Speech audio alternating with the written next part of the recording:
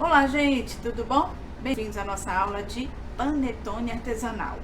Bom, a gente relutou muito em estar trazendo esse curso, né, online para vocês, mas diante de tantos pedidos aí, a gente foi estudando e trabalhando uma forma de estar transformando o curso presencial, até então dado, né, num curso online de panetone. A gente tinha muito receio de não conseguir atingir, né, os mesmos resultados do curso presencial, porque o nosso objetivo é a gente ensinar e vocês conseguirem fazer aí, né, reproduzir a receita e ter os mesmos resultados que a gente tem. Então a gente estudou uma forma de estar trazendo isso. E diante, né, do sucesso dos cursos online aí que a gente tem feito com essa preocupação, então a gente realmente pensou na possibilidade de estar trazendo esse curso também online para vocês, e a gente conseguiu estruturar de uma forma que realmente, se você seguir os passos, né, você vai conseguir fazer aí, ter um bom resultado com os panetones, tá? Então hoje, né, eu vou deixar vocês com o padeiro oficial da Finarte, né, que é o G, é o meu marido, é ele quem ministra, né, os cursos na parte de panificação, né, que é a especialidade dele. Então nada melhor do que ele dar esse curso para vocês, com todo o conhecimento dele, e eu vou apenas estar auxiliando. Hoje eu vou ser assistente, espero realmente que eu seja uma boa assistente aí para vocês, tá? Então, bom curso para vocês, né, espero realmente que vocês gostem do resultado. Então esse é o G, né? Olá, E hoje tudo vocês bom? vão ficar com ele aí, tá bom? Bom, vamos falar primeiro, né, a respeito desse panetone, né? O panetone artesanal, né, um panetone feito em casa, né? A gente realmente assim demorou bastante para desenvolver uma receita cujo resultado fosse assim de um padrão muito bom, né? O que é a característica do panetone, né? É um pão, né, com frutas, né, cristalizadas, né, que o objetivo da massa é ser assim, macia, né, mas ao mesmo tempo úmida, né? E para obter esse resultado não foi uma tarefa muito fácil, tá? Mas eu vou estar passando aqui para vocês detalhes de todo esse processo, né, para que vocês também consigam fazer em casa, né, consigam reproduzir e obter o mesmo resultado. Porém, os nossos cursos aqui da Finarte, a gente sempre trabalha no seguinte sentido: é preciso entender um pouco a respeito dos ingredientes, né, quais são as relações entre os ingredientes que dão esse resultado, tá? Então eu vou estar passando para vocês cada um desses ingredientes aqui, né, e as características dela, né, por que isso, por que não aquilo, né, e para que a gente possa depois entrar na parte da massa, né, na sovação da massa propriamente dita, ok? Então vamos lá, eu vou seguindo aqui a receita, né, de vocês, que está aí com vocês. Eu vou passando aqui primeiro. Vamos falar primeiro da farinha, tá? A farinha que eu costumo usar, tá, é essa farinha aqui, chamada Kyorikiko, né? Kyorikiko significa que é uma farinha forte, tá? O que torna uma farinha forte e outra uma farinha fraca, tá? Essa farinha aqui, se vocês observarem aqui, né, no verso dela, tá, tem um local aqui escrito Tampakushitsu, né? Tampakushitsu nada mais é do que a proteína da farinha, tá? Essa proteína aqui, no caso dessa farinha aqui forte, né, são 12 gramas, tá, para cada 100 gramas de farinha, ok? Então isso torna a farinha de trigo aqui uma farinha forte, tá? Existem outras farinhas, né, que se vocês observarem nesse mesmo local aqui onde está escrito Tampakushitsu, né, vocês vão observar, por exemplo, a farinha fraca, que é usada para fazer bolos, né? Se você observar, ele está escrito aqui no local aqui do Tampakushitsu, né? Ao invés de 12 gramas, 8 gramas, tá? Dessa proteína, tá?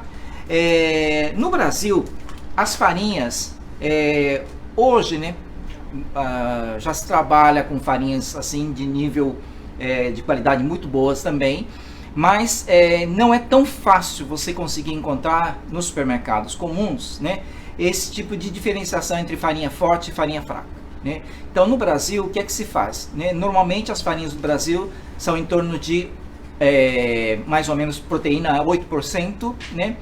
Aliás, 8 gramas. Isso eles trabalham de forma que, usando o melhorador de farinha, né, ele vai tornar essa farinha fraca, tá, essa farinha forte aqui, ok? No caso aqui do Japão não há necessidade, a gente consegue encontrar, né, essa farinha aqui, né, em qualquer supermercado, tá? Não precisa necessariamente ser desta marca, ok? Pode ser de uma outra marca, né? Mas desde que seja uma farinha de boa qualidade e que seja Kyorikiko, tá? Vocês podem encontrar também essa mesma farinha aqui, Kyorikiko, com 13 gramas de proteína, tá? Pode ser também usado, ok? Bom, em seguida eu vou estar falando agora desse fermento que é o grande tchan, tá? Desta receita aqui.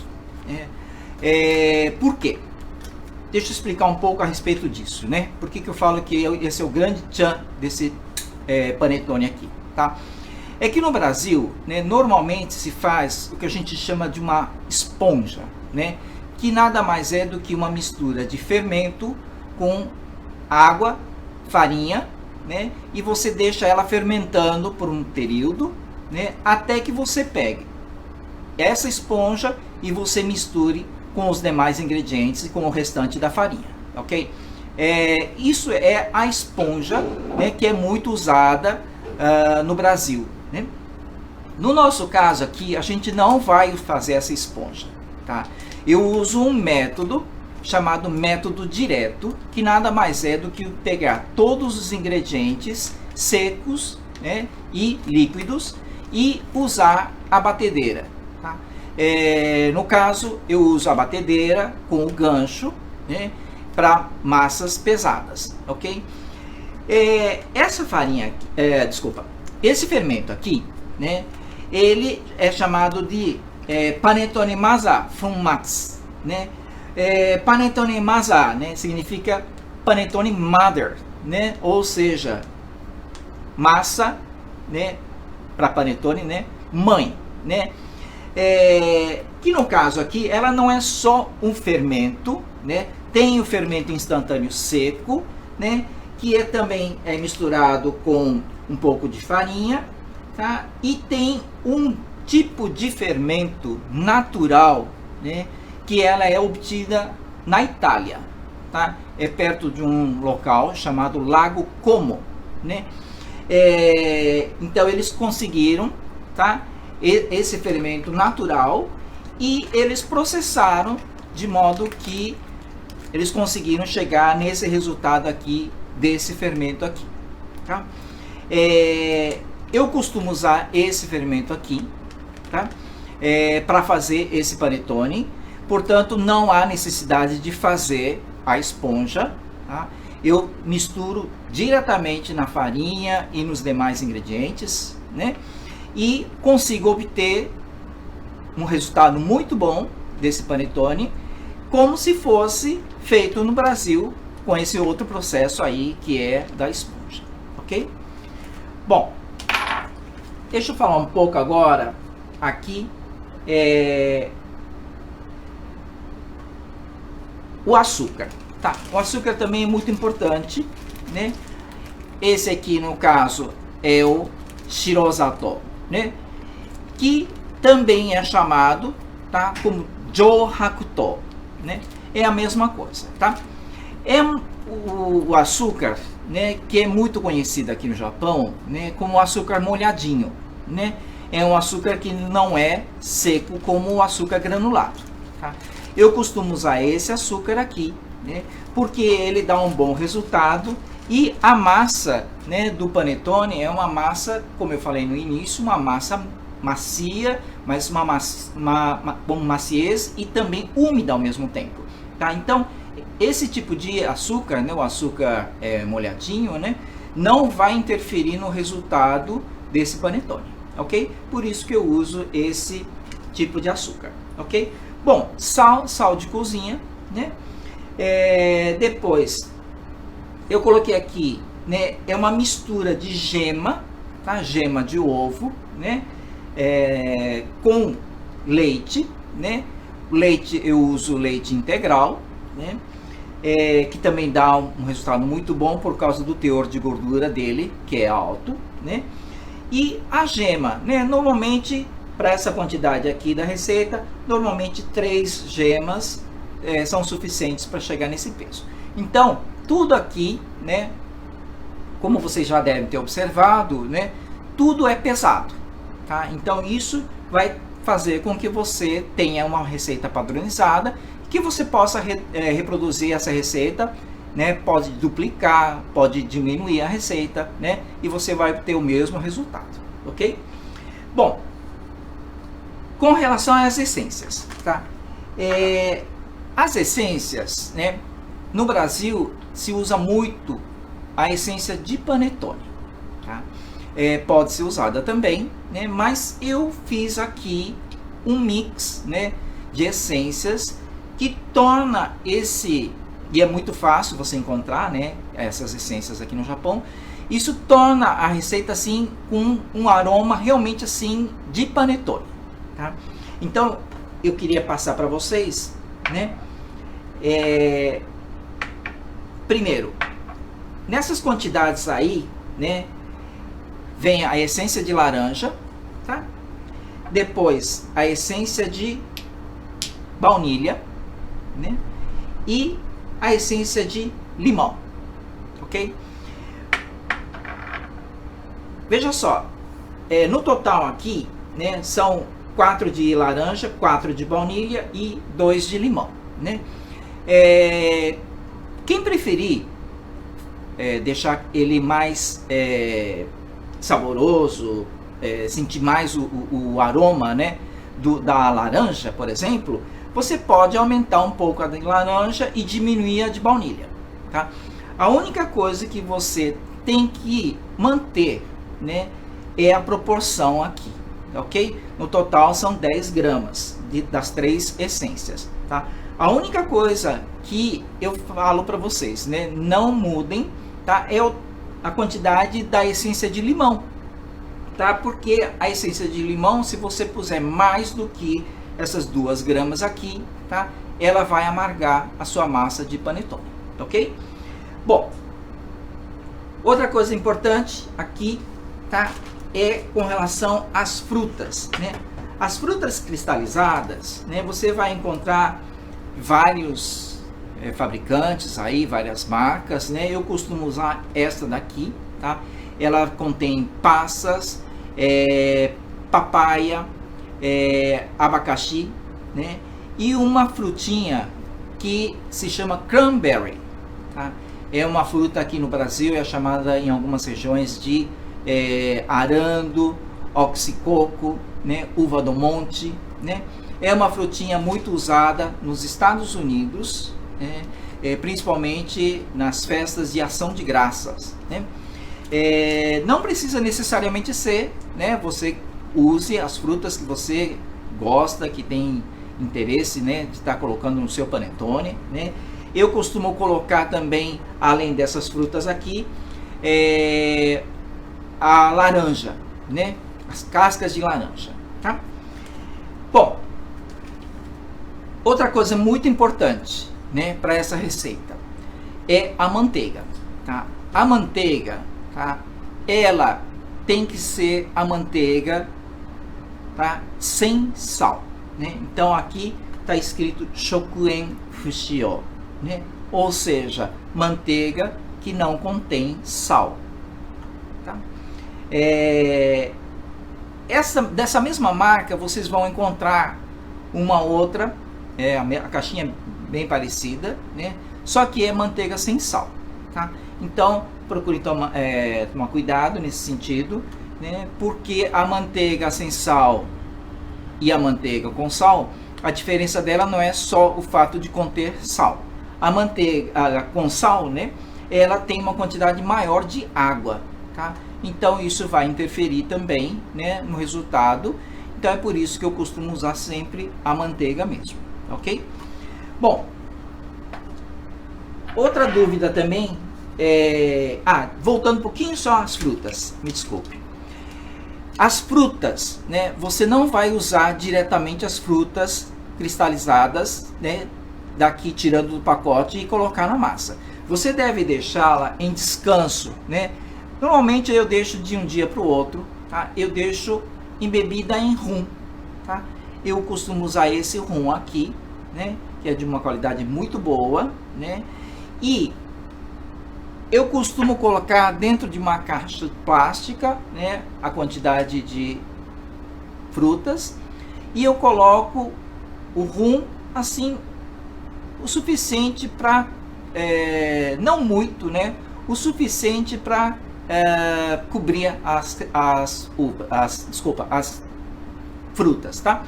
E aí eu fecho a tampa, né, e eu chacoalho, tá? Essas uvas, as passas, né, as outras demais frutinhas, né, para que ela vá aos poucos, né, hidratando, ok? Então, isso você deixa de um dia para o outro. No dia seguinte você vai coar esse rum, né, e você vai obter só as frutas cristalizadas embebidas no rum. Não se preocupem com relação ao álcool, né, porque quando as frutas forem na massa, né, forem para assar, né, o que vai acontecer? Com o calor, né, vai ficar somente a essência do rum nas frutas, tá? O teor de álcool ele vai evaporar por causa do calor, tá? Então, com relação a isso, não se preocupe, ok? Bom, uma outra coisa também que me perguntam se com essa receita é possível fazer o chocotone, tá? É possível sim, tá? Só que aqui no caso eu usei 200 gramas de frutas cristalizadas. Com relação a isso também vou dar uma dica. Essa é uma quantidade de frutas que a gente achou assim legal, né? Mas que vocês devem experimentar, e se vocês acharem que é muito, porque realmente é bastante fruta mesmo, né? Se vocês acharem melhor, tirem um pouco dessas frutas, tá? Agora não coloque mais do que essas 200 gramas, porque aí a massa não vai suportar, tá? A massa precisa ter um espaço para ela poder crescer. Se você puser mais do que essa quantidade aqui, né, você vai estar impedindo da massa crescer adequadamente, ok?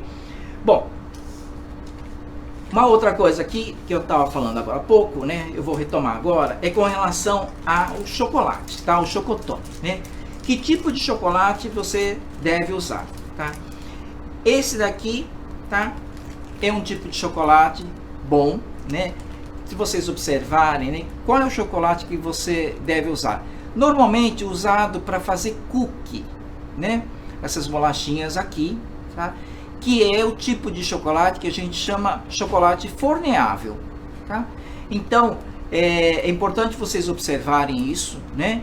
Que é um chocolate que você pode levar ao fogo, tá? Eu tenho aqui uma outra marca aqui também, né? Que também tem a mesma coisa, né? Que está escrito aqui, né? Que é for baking, né? Ou seja, para assar, ok? Então esse é um cuidado que você deve ter, além de, no caso do chocotone, você deve colocar no máximo aí, tá? 120 gramas de chocolate, ok? Bom, outra coisa também que eu vou falar rapidamente agora, né, é com relação a essa forma aqui, né, que é uma forma de teflon, que é o que a gente vai estar usando hoje para essa receita aqui, ok? É um de fundo removível, né, tá certo? Que facilita bastante na hora de retirar daqui da forma, né? E posteriormente eu vou estar explicando com mais detalhes com relação às formas, ok? Bom, É importante também que algumas ferramentas aí, né, que são necessárias, tá? Que se você não tiver, né, não tem necessidade de estar comprando, né? Mas é importante que você consiga trabalhar essa massa, né, usando alguns instrumentos, tá? Por exemplo, na parte final aí do panetone, né, quando ele já vai para assar, né, existe um momento que a gente faz um corte, né, um corte em cruz, né, em cima do panetone, tá?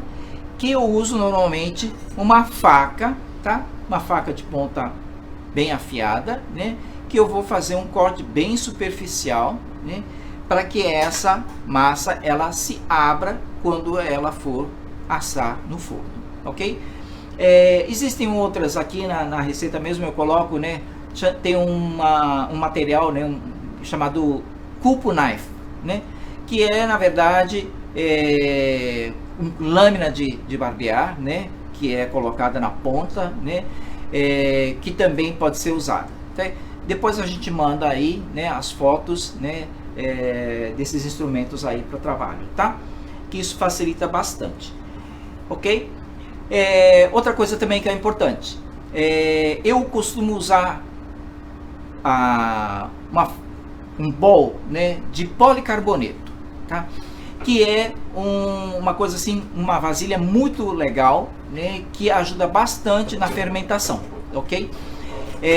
Pode ser usado, por exemplo, a de vidro? Pode, não tem problema, pode ser usada de vidro também, tá? O que eu não aconselho vocês estarem usando seria alumínio, tá? Então procure usar, né? Não precisa necessariamente comprar, né, esse de vidro ou esse de policarboneto, né? Que no caso é esse aqui, né? Então ele é excelente porque pode ser trabalhado tanto para coisas quentes como para coisas frias, geladas, tá? Então ele é muito bom, muito resistente e facilita bastante no trabalho aí na hora de fazer o pão, tá? Bom, eu costumo usar em cima, né, depois quando vai para fermentar, uma touca culinária, né, mas que também não é necessário que se compre, tá? Vocês podem usar simplesmente o filme plástico, né, que vai estar cobrindo aqui, né, esse bowl aqui, né, e vai estar fazendo com que ajude na fermentação, ok?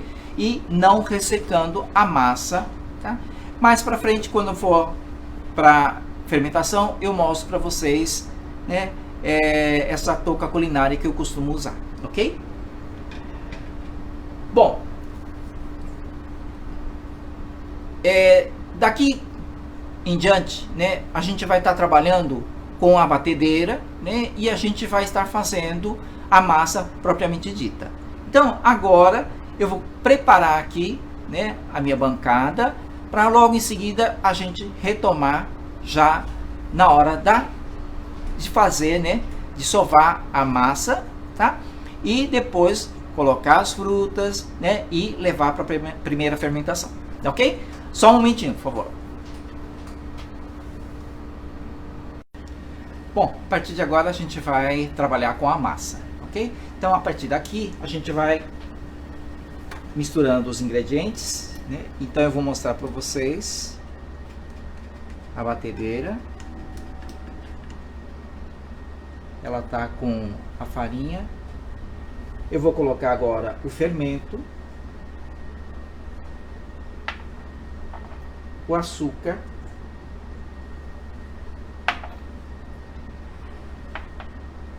o sal eu deixo para depois, porque o sal em contato direto com o fermento, ela vai prejudicar o crescimento da massa, porque o sal ele é um fungicida, né?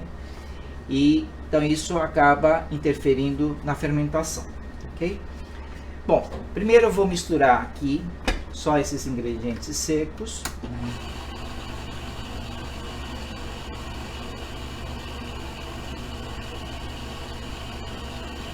Agora sim eu coloco o sal.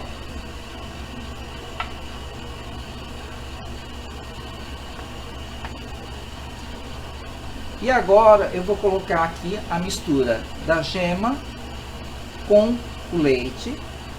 E ela está uma temperatura de aproximadamente 35 graus. Então ela está bem morninha.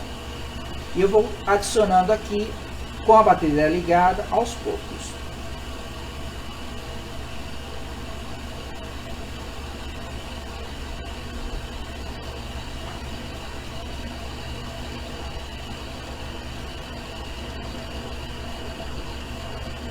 A batedeira está na velocidade mais baixa.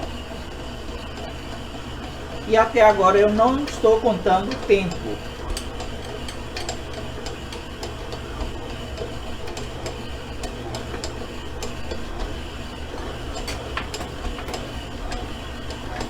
Agora eu adiciono aqui a mistura das essências também.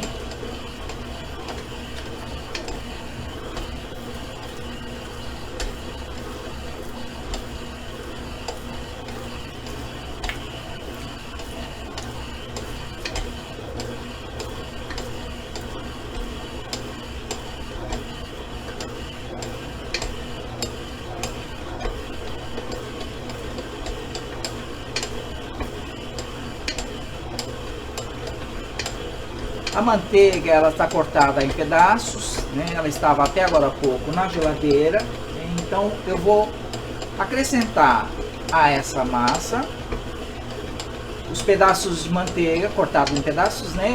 Pequenos, gelada, tá?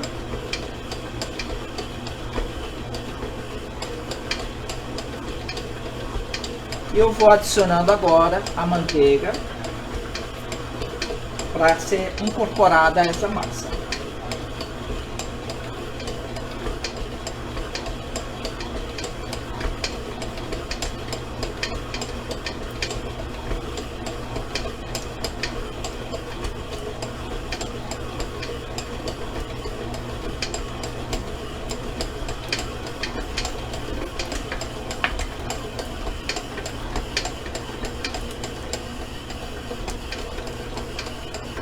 Esse método aqui de sovação da massa, usando a batedeira, era chamado de método direto. É um processo onde a gente coloca todos os ingredientes secos e líquidos e vai sovar e levar à fermentação.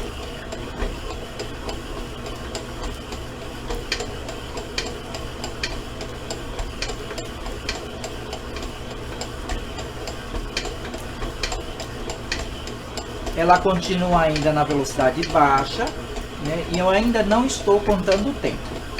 O tempo eu vou começar a contar a partir do momento que eu perceber que não tem mais pedaços de manteiga, ou seja, ela foi toda incorporada à massa, e a partir daí eu vou continuar nessa mesma velocidade, mas contando 3 minutos, ok?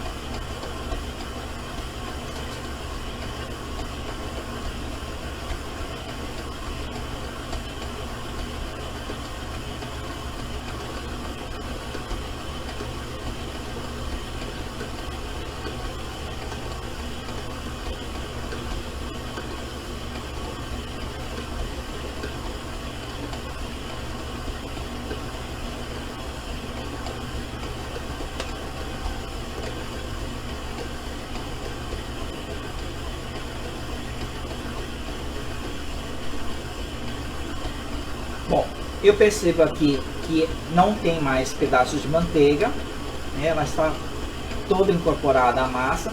Então a partir daqui eu conto 3 minutos, ok? Nessa mesma velocidade.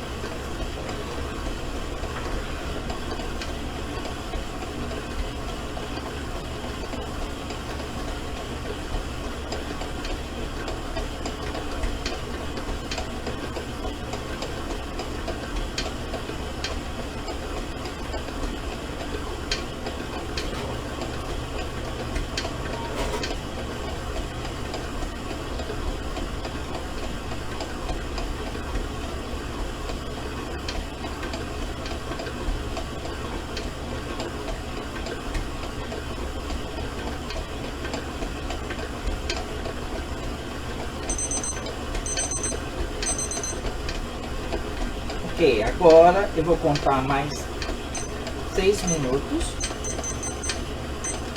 Só que agora na velocidade média.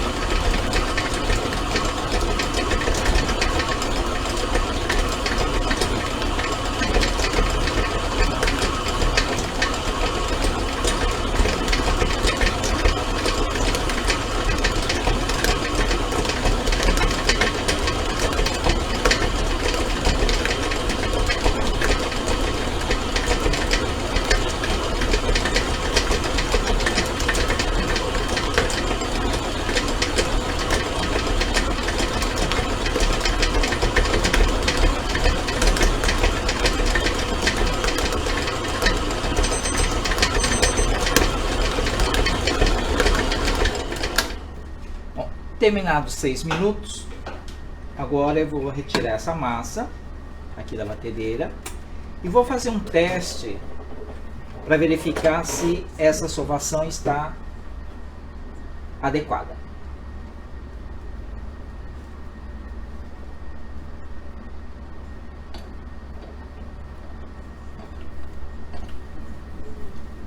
Bom, como vocês podem perceber, eu usei o gancho, né, que é próprio para massas pesadas. E essa massa aqui é uma massa que tem uma quantidade grande de manteiga. Então é uma massa que vai ficar bem aerada.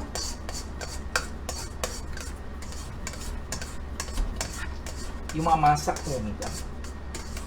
Então agora eu vou tirar aqui.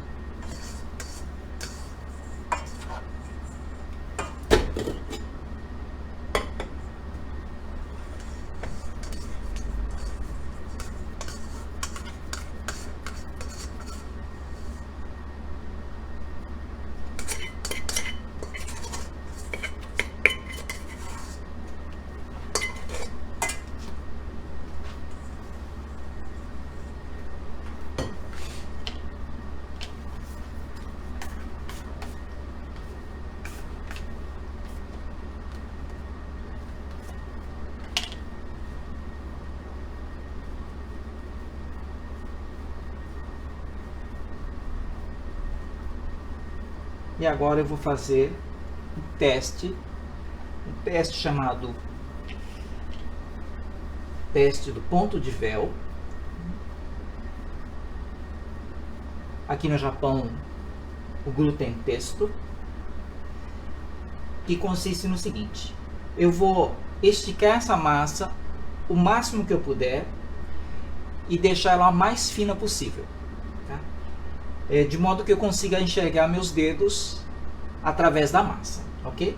Então o que eu faço? Eu estico essa massa com os dedos aqui de baixo, tá? Até o ponto de esticar ao máximo, sem que ela se rasgue.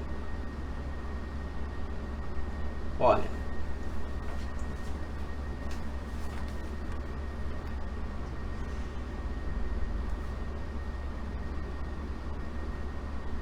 Acho que vocês percebem, né, os dedos.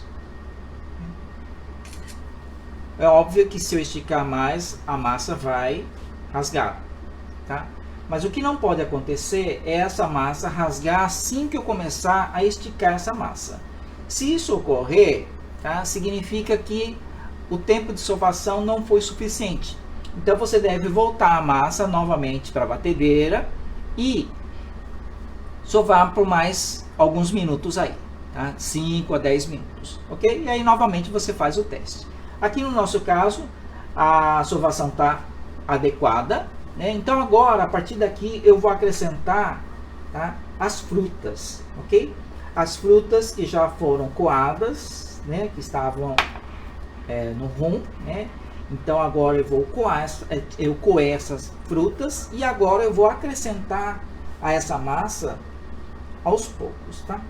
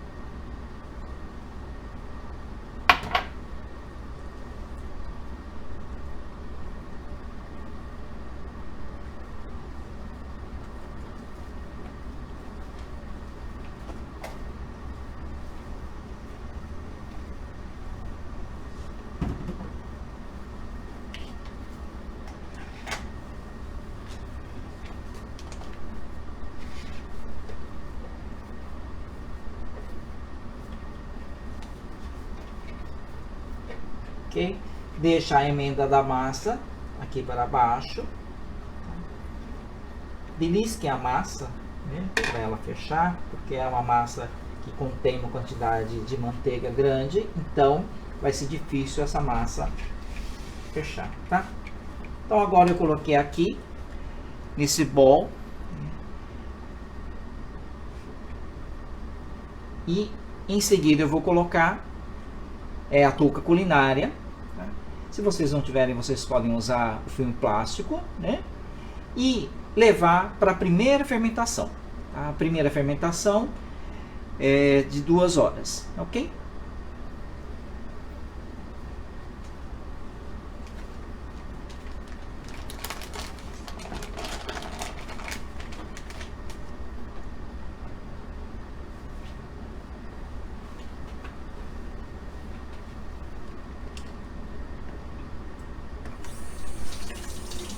Olá!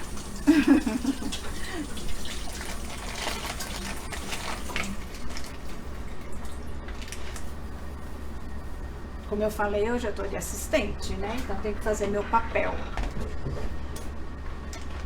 Bom, agora o G vai levar para a estufa. Vamos ver aqui.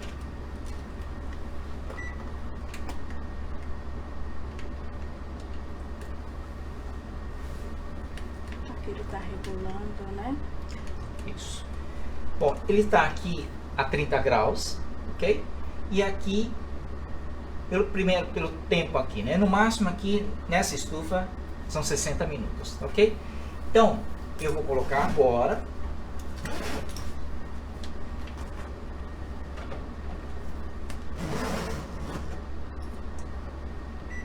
E vou deixar aqui, tá? 60 minutos, ok? Quando terminar, ele vai apitar e torna a colocar por mais 60 minutos, ok?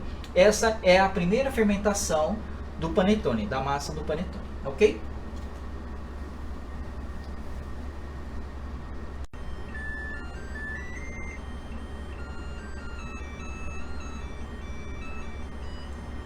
Bom, aqui ela ficou fermentando por 2 horas, né? Então agora a gente vai tirar a massa aqui da estufa. E eu queria que vocês observassem, né, essa característica da massa do panetone, né? É uma massa bem aerada, né, e fibrosa, tá? Então você vê, né, que ela ficou fermentando por 2 horas, chegou nesse resultado aqui, ok? Eu vou fazer agora um teste chamado teste do dedo, né? Ou seja, para verificar se essa fermentação está adequada ou não, ok?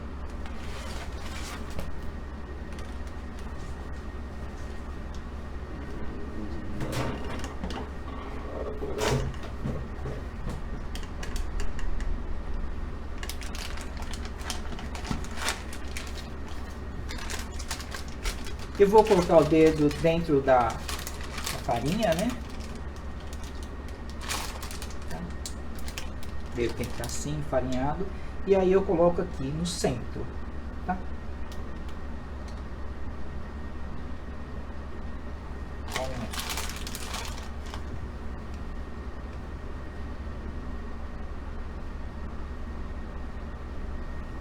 Ok. Então veja só, o buraco ficou aberto, né? Ele não se fechou, né? Então isso significa que a fermentação está adequada, ok? Se ocorresse isso que eu falei agora, né? Assim que eu tirasse o dedo, o buraco se fechasse, né?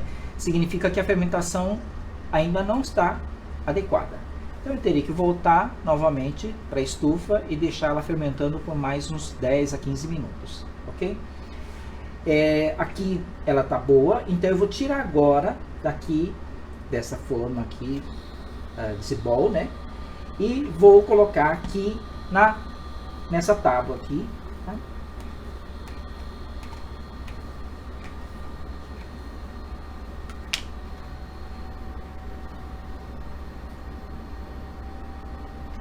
Você percebe que ela nem gruda, né?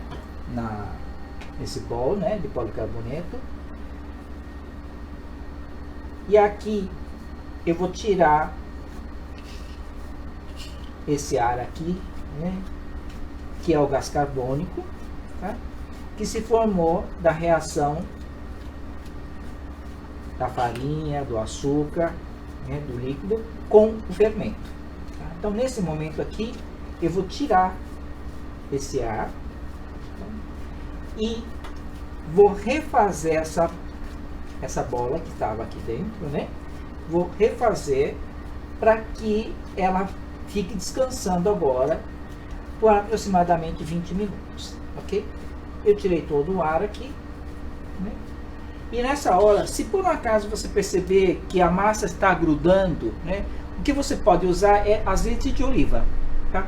O azeite de oliva, ele não vai ficar com cheiro nem sabor quando você puser para assar, tá? Então agora aqui o que eu vou fazer? Eu vou refazer uma bola aqui.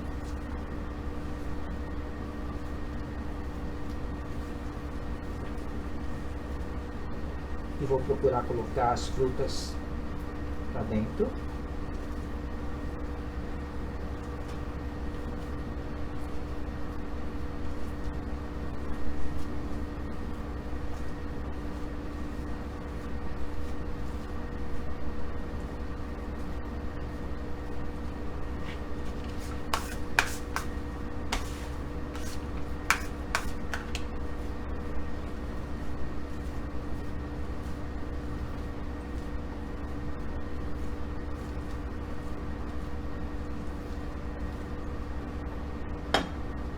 Vou usar um pouquinho de azeite.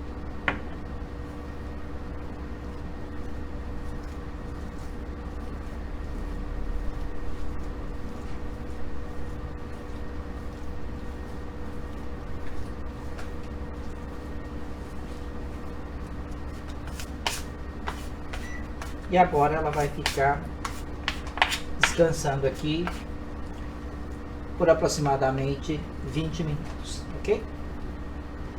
Eu tenho aqui um pano úmido, né? Um pano que eu coloquei água filtrada, né? Molhei e espremi, né? Tirei o excesso de água e agora ele vai ficar aqui, tá? Fazendo um descanso que é chamado de bench time, tá? É um período aqui de descanso onde a massa que estava dentro da estufa, né, ela já estava numa temperatura, né, de 30 graus. Agora aqui, nesse período aqui de bench time, ele vai abaixar um pouco a temperatura para novamente depois desse período de 20 minutos eu refazer essa bola que eu fiz agora há pouco e aí sim colocar na forma para depois novamente ir para a segunda fermentação agora na estufa, tá? Para depois finalmente a gente poder assar esse panetone, ok?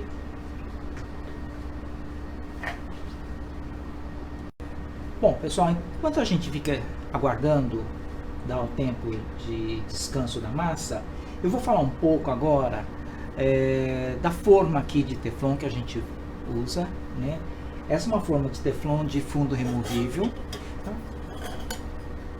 Ok? Bastante prática, né? Ela tem 12 centímetros e meio por 11,5 de altura, tá? Então 12,5 de circunferência por 11,5 de altura, ok? As opções aqui no Japão de formas de papel para panetone são muito poucas, tá? Então essa aqui, por exemplo, ela tem 10 centímetros de diâmetro por 10 de altura, tá? Essa é uma outra forma que não é especificamente para panetone, né? Ela é vendida aí nas lojas de Kyakuen, né? Ela é usada para fazer cupcake, né? E que eu uso assim, né? Adaptando para fazer o panetone, tá? Então essa mesma massa aqui, ela é suficiente para fazer um panetone dessa forma aqui de teflon, tá? Ou você dividir essa massa em dois, né?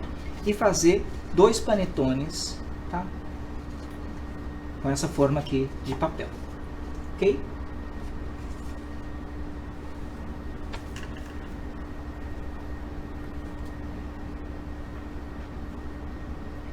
Bom, tá quase terminando aqui o período aqui de fermentação, de bench time, né? E agora a gente vai passar para essa forma, ok? Bom, eu vou tirar aqui.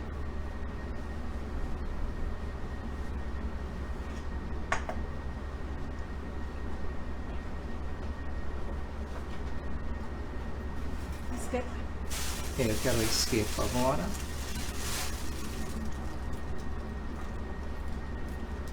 Aqui. Bom, aqui eu vou fazer o seguinte. Eu vou apertar novamente e vou tirar o gás que ficou aqui. Porque ele, apesar de não estar na estufa, ele continua fermentando, tá? Só que em menor escala do que se estivesse dentro da estufa. Ok? Então agora aqui eu tiro o ar, né? E agora eu vou refazer, tá? A bola aqui.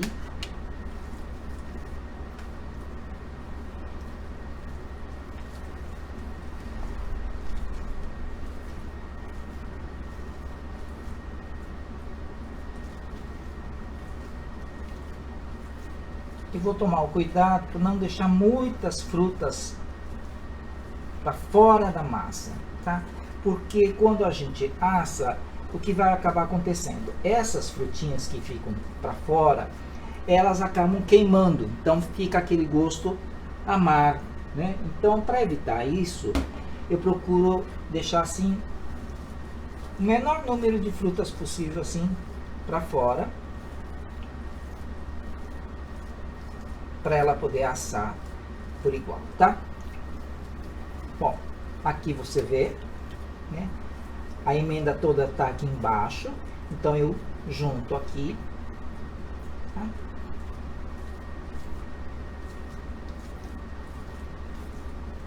Ok? E agora eu vou pegar essa massa, tá? E vou colocar dentro dessa forma de teflon, ok? Então, na hora de colocar essa dentro da forma, né, eu procuro colocar assim de lado e tirar a mão, né, para poder ficar retinho, certo? Então vamos lá.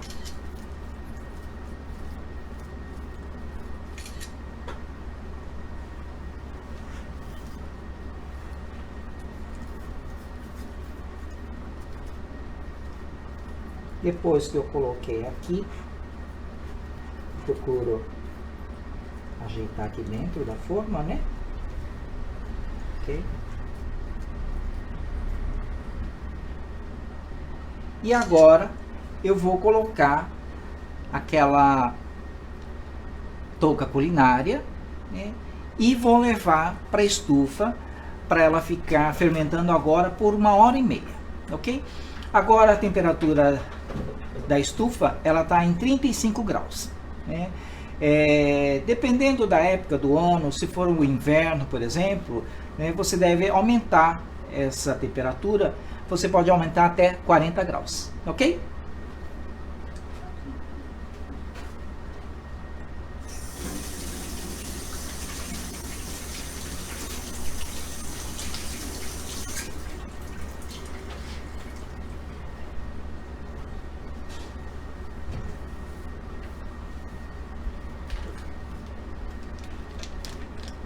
Bom, eu vou colocar agora a touca culinária e ela demora mais ou menos 1h30, mas a gente vai observando, tá? Então, eu procuro deixar assim esse espaço, né? Porque essa massa ela vai crescer, né? E o ponto seria ela chegar até a beirada dessa forma aqui de teflon, ok? Então agora vamos lá, Eu vou colocar agora aqui, né, na estufa.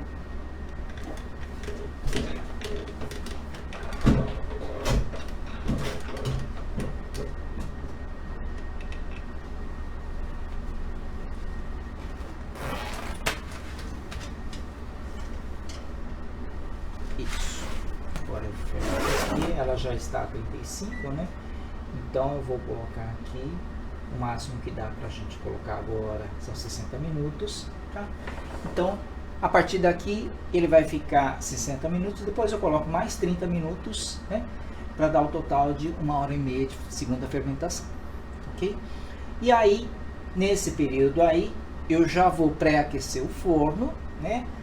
O forno vai estar pré-aquecido a 180 graus e a gente vai assar por aproximadamente 35 minutos, ok? Só que antes de levar para o forno para assar, vou tirar essa massa daqui e vou fazer uma cruz em cima, né? Um corte em cruz, tá? E aí eu vou colocar pedacinhos de manteiga nesse corte, para que quando ela for assar, ela forme aquela abóbora, né? Então ela vai crescer e ela vai ficar acima dessa forma de teflon, tá? Por isso que ela fica com aquele formato de abóbora, né? Ou seja, é o quanto de massa excedeu essa forma aqui, tá ok?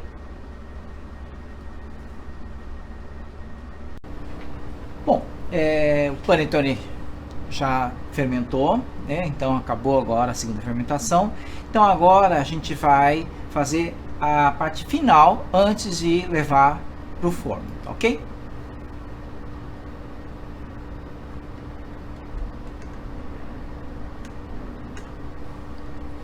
Bom, aqui a massa, né? Eu vou fazer um corte, tá? Cruz aqui.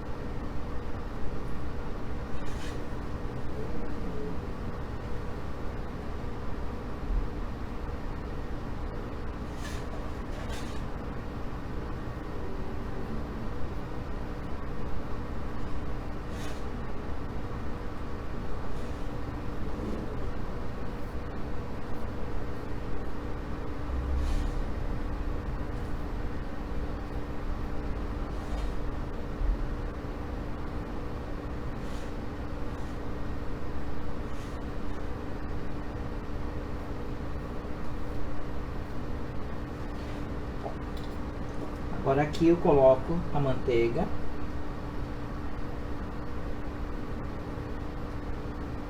No local onde foram feitos os cortes.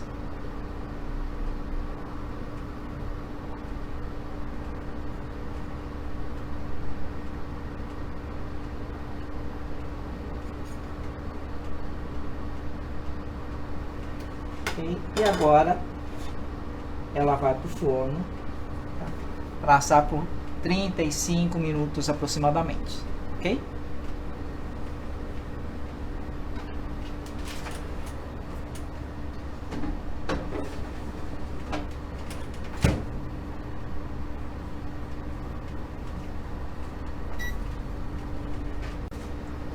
Bom, essa parte final agora, né, do panetone, antes de ir para assar, né, você deve fazer um corte de leve, né, com uma faca ou um estilete, né, em formato de cruz, né, e nesse local onde você fez os cortes, você deve colocar pedaços, né, filetes de manteiga, tá?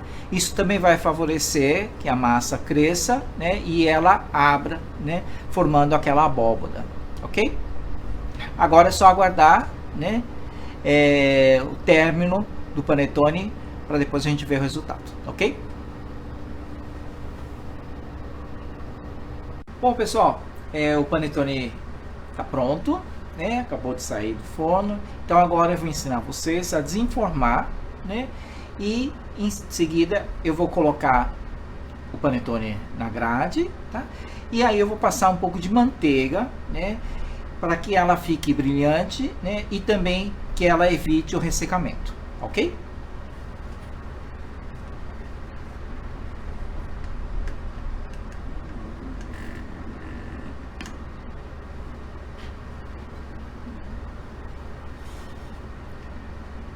Bom, aqui eu tenho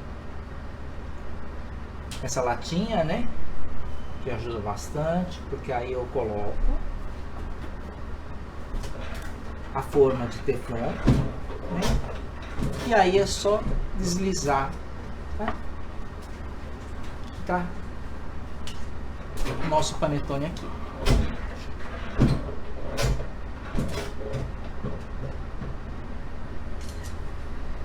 Muito bem, eu vou passar agora aqui para a grade.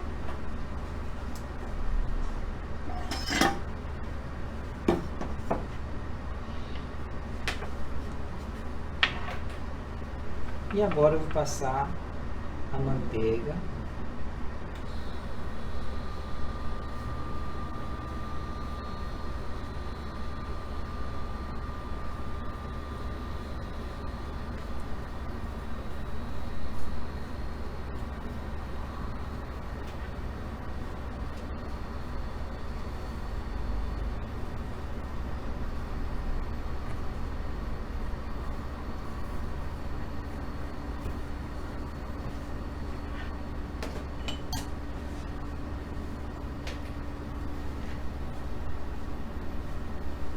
Pronto, aqui está o nosso panetone.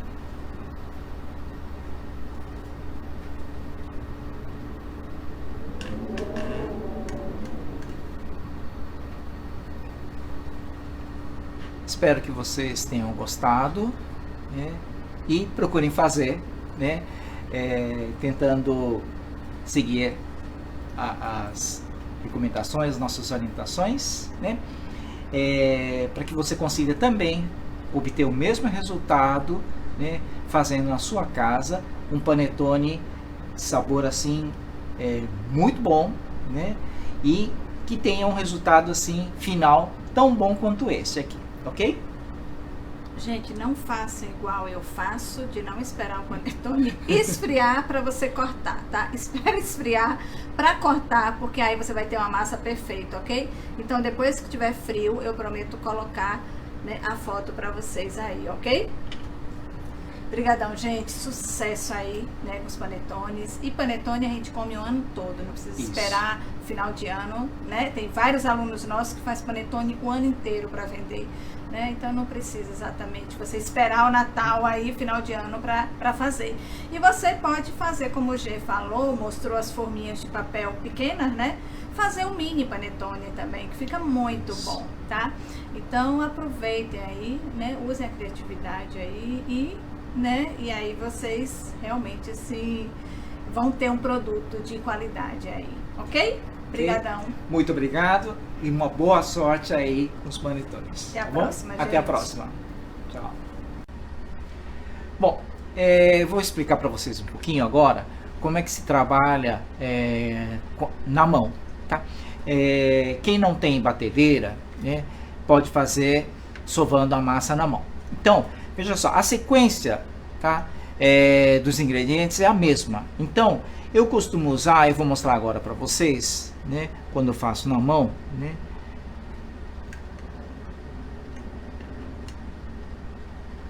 Tá? É uma vasilha, né. Eu coloco aqui a farinha, né, o fermento, o açúcar, tá? E eu vou misturando esses ingredientes aí, né? Depois eu coloco o sal, né? Como eu fiz usando a batedeira, tá certo? E depois eu faço um buraco aqui. Eu costumo usar no início a espátula, né? Então eu abro aqui um buraco no meio e aí eu vou despejar aqui, tá? Aquela misturinha de gema com leite, tá certo? E as essências, né? o mix de essências, ok? E aí eu vou pegando aqui pela beirada, né? E vou jogando essa farinha, tá? Nesse buraco aqui que tem o líquido, né? Então eu vou jogando aqui e vou mexendo, né? E vou misturando aqui, ok? Até eu perceber que ela já incorporou, né? Então aí o que eu faço? Eu uso a mão mesmo aqui, né? Pode no início, quem não quiser usar a espátula, pode usar direto e com a mão mesmo, né? E você vai fazer a mistura dessa massa, tá? E você vai perceber que ela incorporou todo o líquido e todos os secos, ok? Feito isso, você vai tirar essa massa daqui, tá? E você vai colocar em cima de uma tábua, tá? Pode ser uma tábua de madeira, né? Pode ser uma tábua como essa daqui, né? Essa daqui é uma tábua aqui que a gente compra em home center, né? Em lojas especializadas também. É um misto de mármore com plástico, né? Chamada Mendai, né? Normalmente é usada para cortar massas, né? Para udon, soba, né? Então é uma base assim muito boa para se trabalhar, porque ela realmente assim não gruda, tá? Então agora eu vou fazer de conta que a massa que eu tirei ali de dentro da vasilha seja essa massa aqui, tá? Então eu vou mostrar para vocês agora, né, o que é que a gente tem que fazer. Então a massa vocês devem abrir com a mão, né? Esticar a massa, e aqui vocês vão pegar aquela manteiga, né?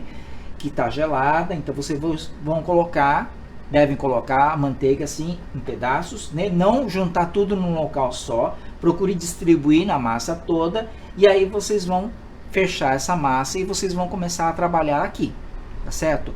A manteiga ela vai derreter, né? Com o calor da sua mão também, mas não só isso. A manteiga ela tem que ir aos poucos sendo incorporada na massa, como aconteceu quando a gente trabalhou na batedeira, tá certo? Então, no início vocês vão sentir um pouco de agonia, porque essa massa vai ficar bem gordurosa, né? E um pouco difícil de se trabalhar. Então você deve ter em mãos aí, né? Aquela esquepa, né? Que é aquele próprio para fazer isso, né? Usando para massas, né? E vocês vão mexendo, né? E raspando, tirando daqui da tábua e vão misturando até perceber que não tem mais pedaços de manteiga nessa massa, tá certo? Então agora é o momento de você começar a contar o tempo de sovação dessa massa, tá certo? Na mão ela demora aproximadamente 15 minutos, tá certo? Então você coloca um cronômetro aí, né, marcando 15 minutos, e a partir daqui você começa a sovar essa massa, ok? Essa massa você vai trabalhar da seguinte forma. Eu costumo trabalhar dessa forma, né? Eu pego, tá? E eu jogo essa massa na tábua e rasgo. Eu abro essa massa com as duas mãos, né? Para frente e para trás, e fecho essa massa e seguro nesse canto aqui e jogo a massa novamente. Percebe? Olha, ela está no sentido contrário que você trabalhou agora há pouco. Então agora você vai abrir aqui, vai voltar para cá e você vai pegar nesse cantinho aqui e vai jogar essa massa, tá? Então você vai fazer isso de modo que a massa você vai sempre sovar do lado contrário dela, tá certo? Uma hora você abre aqui, você fecha aqui e aí você joga, tá certo? Então agora aqui, tá? A massa ela tá assim. Então você vai abrir, fechar e trabalhar. Com isso você vai fazer com que a massa seja sovada por igual de todos os lados, tá? Até você completar os 15 minutos, ok? Normalmente 15 minutos é o suficiente, mas aqui não é questão de força, né? E nem rapidez, é questão de você ter o mesmo ritmo, né? O mesmo padrão de ritmo durante esses 15 minutos, tá? Para que você, ao final dela, você consiga obter o mesmo resultado da massa que a gente obteve aqui na batedeira, ok? Feito isso, terminando, né, esses 15 minutos, você deve fazer aquele teste que eu mostrei para vocês, que é o teste do ponto de véu, tá? É a mesma coisa. Então vamos lá, pessoal. Agora a gente vai falar um pouco a respeito da fermentação, né, usando o forno caseiro, né, usando a estufa, né, do forno caseiro, né. Esses fornos atuais, né, ele já vem com essa função, né, e nesse caso aqui, dessa marca aqui, ela está escrito aqui, nessa tecla Hakko, né. Hakko é fermentação, ok? Então, nesse caso aqui, quando eu aperto essa tecla Hakko, ela está me indicando aqui 40 graus, tá certo? Só que eu posso abaixar para 35, 30, né? E posso aumentar até 45 graus, tá? No caso dessa massa aqui de panetone, a primeira fermentação é com 30 graus, tá certo? Então, eu coloco aqui 30 graus e giro aqui o tempo que eu quero, no caso, né? Veja só, aqui 1 hora, 2 horas, tá certo? E eu coloco aqui dentro, tá? O bowl, né? Com a touca culinária e ligo aqui, tá? E ele vai começar a fermentar por 2 horas aqui a 30 graus, ok? Na segunda fermentação, tá? Eu quero ele a 35 graus, né? Então eu coloco 35 graus aqui e por 1h30. 1h30, ligo e deixo ela aqui fermentando, ok?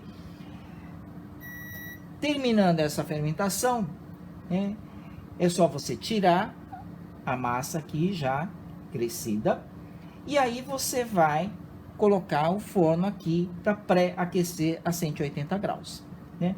Lembrando o seguinte também, que nesse caso aqui tem o Obun Ichidan, né, que é o primeiro andar, e Obun Nidan é o segundo andar, tá certo? Então isso, no nosso caso aqui, a gente vai usar Ichidan, né?